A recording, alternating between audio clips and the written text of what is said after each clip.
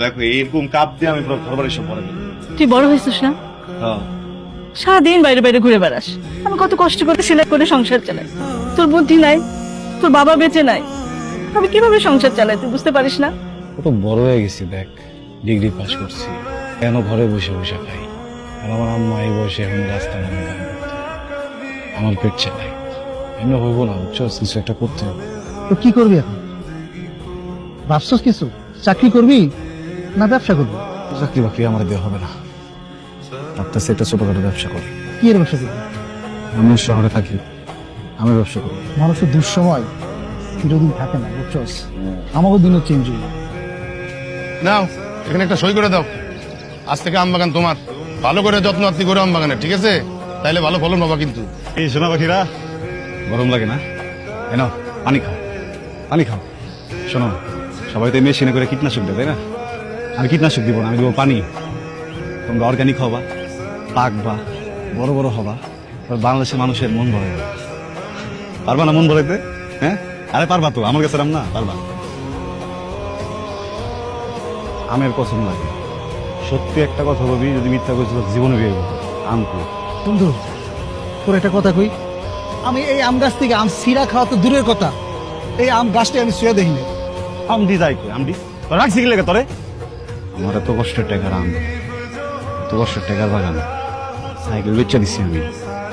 চোরের ঘরে চোর আমার আইন খাই দেবো না? হ্যাঁ? আমার খাওয়াই দিচ্ছে, নিজে পাহাড় দিব না।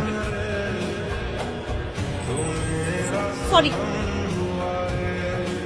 সন্ধ্যাবেলা বা রাইতের বেলা বাগানে গেছে আম চুরি। আমি তো এটা ভুল করতে করতে আজকে পাইছে গেছি গা। আবার কোন বাগানে যাবা?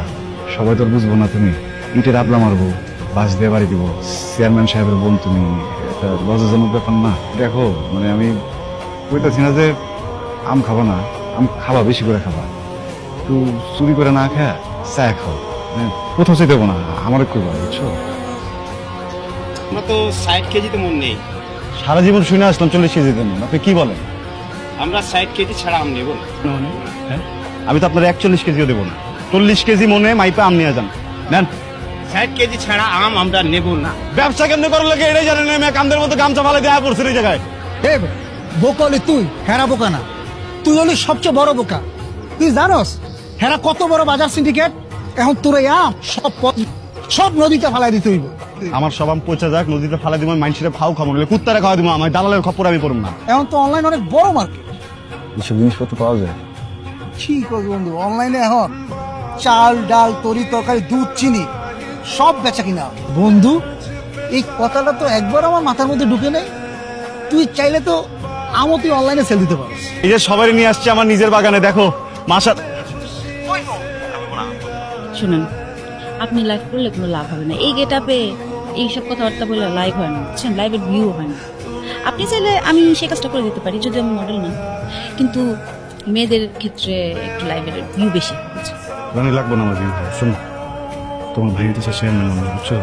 তোমার যদি দেখে আমার পেজে তুমি লাইভ করতেছো, পরে আমারও বকা দিব, তোমারও বকা দিব, লাগবো না, বুঝছো? শুনেন, আমি ডিজিটাল মার্কেটিং এর কোর্স করছি, একটা পুরোটা করতে পারি নাই, মাঝ রাস্তায় চলে আসছে আবার, কিন্তু আমি তো জানি ব্যাপারটা। আপনি আমার উপর বিশ্বাস করতে পারেন, আমি ভরসা করতাম। আমাদের আজকের লাইভটা শুরু করছি। জি, আজকের লাইভটা শুরু করছি। ভাইয়া, কে কি বললো এই কথা কানে মিল না তো? দেখো, ও কিন্তু আম অনেক পছন্দ করে, আমাদের মতো আম খায়। হ্যাঁ, দেখো না, এই জন্যই তো আম বেশি পছন্দ করে বলে তোমার কাছ থেকে পুরো আম বাগানটাই কিনে নিয়ে যায়। আমের ব্যবসা করতেছে, খুব ভালো করতেছে। বলতেছিস না তো? সত্যি বলতেছে। এই আগামীকালকে মাঠে আম খাওয়ার প্রতিযোগিতার আয়োজন কর, সারা গ্রাম মাইকিং করে দে। এই গ্রামের যে সবচেয়ে বেশি আম খাইতে পারবে সে হবে আমার একমাত্র বোনের বোন জামাই। তুমি তো অনেক ভালোবাসো না? সত্যি? আরে একদিনের জন্য হলো খাওয়া।